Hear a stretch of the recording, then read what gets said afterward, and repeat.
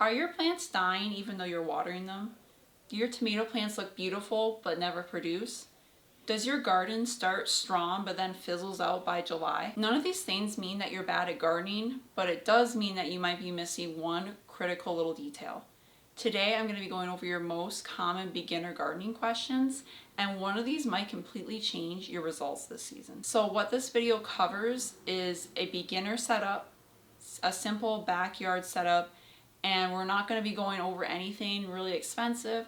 So all this is very doable. Anybody can start a garden and you don't need to spend a lot or strain yourself trying to set up a garden. You can literally just garden in the soil in your backyard. And if you still, after this video, have a question that I haven't addressed in this video, please comment down below and I may answer it in my next video. Now, one thing that people struggle with quite a lot is, why are my plants turning yellow? The two things that first come to mind are going to be watering or nutrition. So low nitrogen can cause plant yellowing, and if your plant is stunted and yellowed, that could mean a nitrogen deficiency, and there can be different causes for that. It could be poor soil, or maybe you're just not feeding it enough fertilizer, nitrogen rich fertilizer. So you want to be careful not to burn your plant giving it too much fertilizer. You want to follow the instructions on the label, but you might just need to give it a little more fertilizer. You might need to change out your soil. If you're getting some cheap soil that's really not draining well, has a lot of wood chips in it, that can cause a nitrogen deficiency. But I would say overwatering tends to be the most common reason for yellowing leaves. This kind of leads into the next thing, is if you have poor drainage in your soil, if the soil is really compact, it's clay, it's dense, it's not draining out, it's gonna drown the roots. So you want to make sure you have good drainage in your garden. Add some bagged soil, that might help. And then another thing could be transplant shock. So if you don't harden off your seedlings properly, you just stick them right in the soil, you go right from like a grow light shelf to outdoors, that could stunt the plants and make them turn yellow. So it's really key to harden off your plants properly, slowly introduce them to the outside world. Don't just throw them out there and shock their system. So comment below, are you an overwaterer or an underwaterer? Another really common question has to do with tomatoes. Tomatoes are usually one of the most popular plants that people start with, and people always ask, why aren't my tomatoes producing? And the answer could be too much nitrogen. So if you have a lot of leaves and you don't have a lot of fruit, that could be a sign. So if your tomato plant's getting really big and beautiful but not producing any fruit, that's it. Or it could be if you're not giving it enough sun. It really needs 6 to 8 hours of sun. So if your tomato plants are not getting that, they're not going to produce fruit. So you need to move it into a sunnier area. Another common thing, and this happens to me in Texas, is heat stress. So tomatoes are like a Goldilocks type of plant, and they love to be between like 50 and 85 degrees or so. If it starts dropping below 40 or it goes above 85 degrees, then the tomato plants are not going to produce as well. So if you live in a hot climate like me, timing is very important. You want to plant them out as early as possible before it gets too hot. And then you also want to use shade cloth in your garden in order to keep those plants cool and producing. Now, another reason, and this doesn't happen as often, but it could be because your tomato plants are getting pollinated. And so to help pollination, I would go out there and shake the tomato plants a little bit. Now, another common question is, why is nothing growing in my garden? And there can be lots of different reasons for this. Like if you live in a hot climate, it could be too hot, or you live in a cold climate, it could be too cold. But we'll go over some of the most common reasons, and usually it comes down to soil quality. So if you're using poor soil, if you're just using topsoil, or you're getting bags of soil cheap from the big box store, this can be why. I highly recommend going out and looking for some bulk compost in your area and using that to amend your soil. That will really improve the quality of your soil. And before you buy the soil, always look at it and see if it's dark and it looks rich and healthy before purchasing it and spending tons of money buying soil that is not good. And going along with that, compacted soil can make it harder for plants to grow. So if you live in an area that has clay soil, you can totally plant right in the ground. I have clay soil. I have really dense soil. It's actually in some spots almost like cement. Like I almost can't even get a shovel into it. But I've managed to work it to a soft, loamy texture over the last year or two in those areas by layering compost on top and slowly, watering and working it into the soil. And now the soil looks great. You would never even guess that it used to be clay. So a lack of organic matter can fall into this. Another reason why your garden isn't growing is if you planted too early. So if you kind of see some nice weather in the spring and you start throwing the plants in there and then you get a late frost, which happens quite a bit, then that could kill your plants or stunt them, and that's why they're not producing. So really, if you take anything from this video, remember that healthy soil means healthy plants. Another question that beginners often ask is, how often should I water my garden? This is going to be very dependent on where you live. For most areas, I recommend deeply and infrequently is going to be better.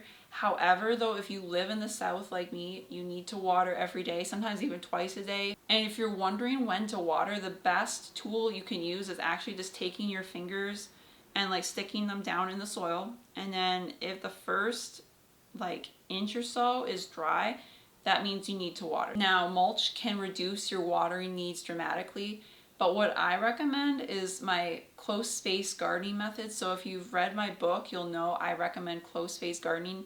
And so basically planting the plants a little bit closer together helps the leaves shade the soil and reduce watering. Now, the last tip I recommend is watering early in the morning, and you could use a drip irrigation system to help you with this if you don't feel like getting up early in the morning to water. The second best time is to water in the evening. So if you can't do morning for some reason, then I would do evening before the sun sets. Okay, so another common question is, when should I start seeds? This is going to depend on where you live. It's not going to depend on your hardiness zone. So people get that confused a lot. They think I live in zone 9 or I live in zone 5, and so I need to start the seeds at this time because I live in this zone. It's not because of your zone. You need to start your seeds based on your frost date. So how to do this is to go into Google and search when is my last frost date, and then type in your zip code. So when is my last frost date, zip code 12345. And then you'll be able to figure out exactly when your frost date is. These dates are based on averages, so you'll want to also watch the weather. So another thing to take into account is cool season versus warm season crops. So cool season crops are things like broccoli, cabbage, carrots.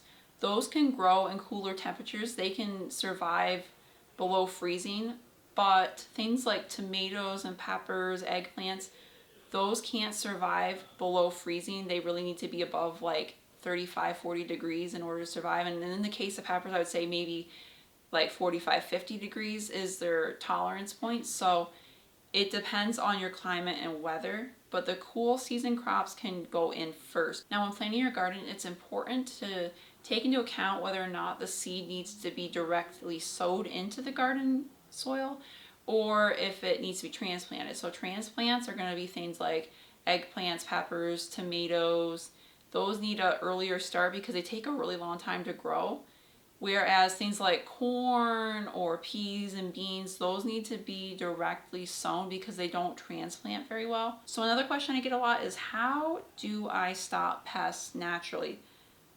The first thing I want to recommend is having healthy plants. So healthy plants stop pests naturally. If the plant's strong, it's going to be able to resist pest damage easier. I also recommend hand picking and companion planting. So hand picking means picking the bugs off, or using some kind of organic spray like neem oil. You could use that, but make sure you spray it in the evening after there's no bees in your garden, or it can harm the bees. And companion planting is when you plant certain plants next to each other, and that can help deter pests. So if you plant mint or garlic or something really smelly, marigolds are another example. If you plant those near your vegetables, it will repel the pests a little bit more. Not completely, but it can help because they'll be deterred by the strong smell of those specific plants. Another organic and easy natural way to prevent pests is to cover your plants, especially when they're young, with insect netting. And then once they start to flower or they get too big for the insect netting, then I pull it off. And then the last thing I recommend is encouraging beneficial insects in your garden. The way to do this is to have a healthy garden ecosystem and have a diverse ecosystem in your garden. And the best way to do this is companion planting, but not just with marigolds or nasturtiums like you see a lot of books and websites recommend. I plant native plants in my garden alongside my vegetables. This really draws in the bees and the ladybugs. Now I have some rapid fire questions here at the end. The first one is, can I garden in partial shade? Yes, you can, but you have to choose the right plants. So you might want to plant things like Swiss chard or lettuce or something like that in a more shady area. Another question is, do I need raised beds? Absolutely not. You don't need raised beds. You can garden right in the ground, even in clay soil, as long as you amend it. Is store-bought compost okay? Yeah, absolutely. You can buy it or you can make it at home. Can I use last year's soil? Yeah, absolutely. You can use last year's soil as long as you amend it, because that soil is going to be a little more depleted after growing things in it. And what is the easiest vegetable for beginners? I recommend for beginners things like lettuce, radishes. So if you enjoyed this video, I would love it if you liked, shared, and subscribed to my channel. And if you want a free garden planner, I have one. Just comment garden down below and I'll send it to you. And if you want to go deeper into gardening, you want more than just beginner tips, please join my school community. We have lots of gardeners in there and it's a very supportive community. And I'll include my link for my school community down in the description box below. I hope you enjoyed this video and I'll see you in the next one.